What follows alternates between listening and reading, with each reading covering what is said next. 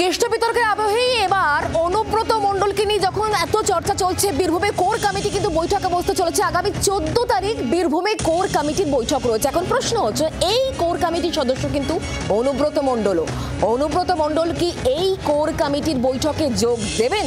জল্পনা তুঙ্গে, নাকি পুলিশি হাজিরার মতো যেরকম আমরা নাটক দেখেছিলাম কেষ্ট মণ্ডলের, সেরকম নাটক আবার দেখা যাবে? আগামী 14 তারিখ রয়েছে বৈঠক। সেই বৈঠকে অনুব্রত মণ্ডল থাকবেন কি থাকবে না তা নিয়ে এই মুহূর্তে জোর জল্পনার বিষয় নিয়ে আমাদেরকে আরো জানাবেন শ্রেয়সী গঙ্গোপাধ্যায়। এই মুহূর্তে আমাদের সঙ্গে রয়েছেন প্রতিনিধি টেলিফোন লাইনে। শ্রেয়সী, 14 তারিখ কোর কমিটির বৈঠক, আর এদিকে অনুব্রত মণ্ডলকে নিয়ে খুব চর্চা চলছে। কোর কমিটির সদস্য তিনি, বৈঠকে থাকবেন কি থাকবেন না তা নিয়ে জোর জল্পনা, কি খবর? দেখো, এখনো পর্যন্ত তিনি থাকবেন না এরকম কিছু বলেননি, কিন্তু নিঃসন্দেহে যে পরিস্থিতি তৈরি হয়েছে সেই পরিস্থিতিতে বীরভূমে 14 তারিখে এই কোর কমিটির যে বৈঠক, সেই বৈঠক কিন্তু অত্যন্ত তাৎপর্যপূর্ণ।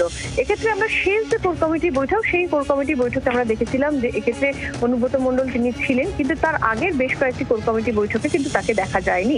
ফলে সেই জায়গা থেকে দাঁড়িয়ে কিন্তু 14 তারিখে যে কোর কমিটির বৈঠক ডাকা হয়েছে, সেখানে কোর কমিটির সব মেম্বারদেরই কিন্তু আসতে বলা হয়েছে, এবং এই পরিস্থিতিতে দাঁড়িয়ে অনুব্রত মণ্ডল সেখানে থাকেন কিনা সেদিকে কিন্তু নজর। বাংলার আওয়াজ, বাঙালির আবেগ, জি 24 ঘন্টা।